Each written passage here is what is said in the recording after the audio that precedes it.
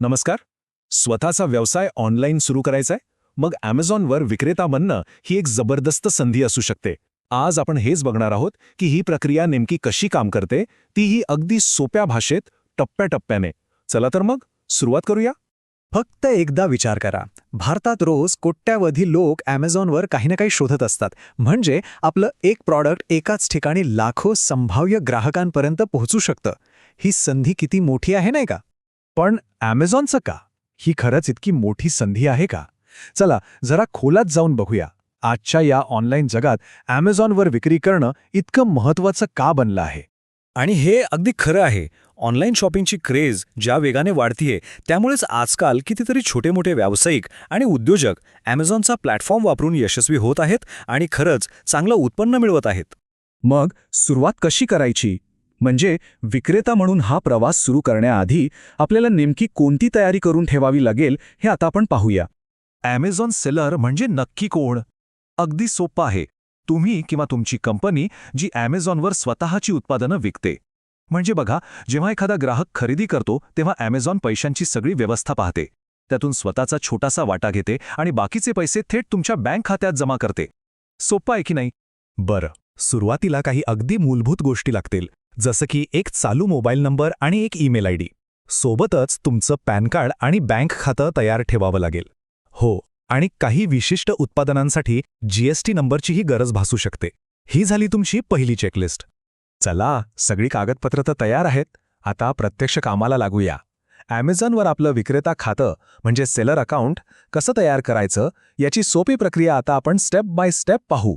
ही process अजिबात अवघड नाहीये. बघा, सगळ्यात आधी Amazon सेलर वेबसाईटवर जाऊन नोंदणी करायची. मग तुमचा ईमेल आणि मोबाईल नंबर व्हेरीफाय करून घ्यायचा. तुमच्या व्यवसायाची माहिती म्हणजे नाव, पत्ता वगैरे भरायचा. पैसे मिळवण्यासाठी बँक खात्याची माहिती द्यायची आणि बस, तुमची उत्पादनं विकायला तुम्ही तयार आहात. तर अकाउंट तर तयार झालं. आता तुम्ही लगेचच तुमची उत्पादनं विकायला सुरुवात करू शकता. पण मग सगळ्यात मोठा प्रश्न येतो, विकायचं काय? खरं सांगायचं तर Amazonवर तुम्ही जवळपास काहीही विकू शकता. कपडे, घरातल्या वस्तू, इलेक्ट्रॉनिक्स, ब्युटी प्रॉडक्ट्स आणि पुस्तकं यांसारख्या कॅटेगरीज तर नेहमीच हिट असतात. तुम्ही तुमच्या आवडीनुसार किंवा बाजारातल्या मागणीनुसार काहीही निवडू शकता. पण फक्त उत्पादनं वेबसाईटवर टाकली म्हणजे झालं का? नाही ना. यशस्वी व्हायचं असेल तर काय करायला हवं? विक्री वाढवण्याचे काही सिक्रेट्स आहेत का? चला बघूया. यशाची पहिली आणि सगळ्यात महत्त्वाची पायरी म्हणजे तुमच्या उत्पादनाचा दर्जा. विचार करा, प्रोडक्ट जर जबरदस्त असेल तर ग्राहक खुश होणारच, चांगले रिव्ह्यूज देणार आणि तुमची विक्री आपोआपच वाढणार. हा यशाचा सगळ्यात सोपा नियम आहे. तुमचं प्रोडक्ट खूप छान आहे, पण ते लोकांना कळणार कसं? इथे कामाला येतं ते म्हणजे प्रोडक्टचं डिस्क्रिप्शन. एकदम स्पष्ट आणि सविस्तर वर्णन असेल तर ग्राहकांना खरेदीचा निर्णय घ्यायला मदत होते.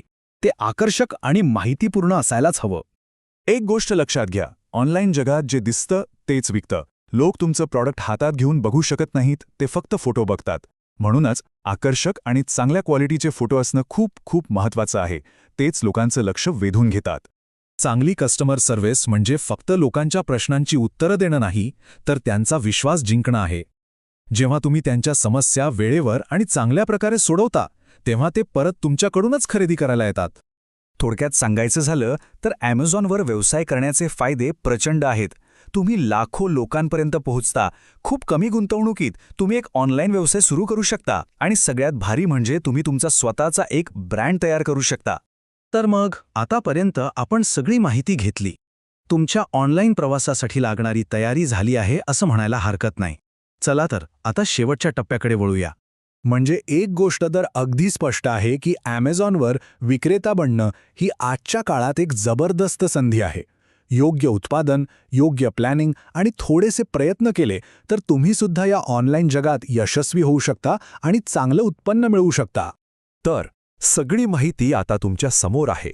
योग्य वेळ आणि संधी दोन्हीही तुमच्या दारात आहेत. आता प्रश्न फक्त एकच उरतो, तुम्ही तुमच्या ऑनलाईन व्यवसायाची सुरुवात कधी करणार आहात? विचार करा, कारण सुरुवात करणं हेच सगळ्यात महत्त्वाचं असतं.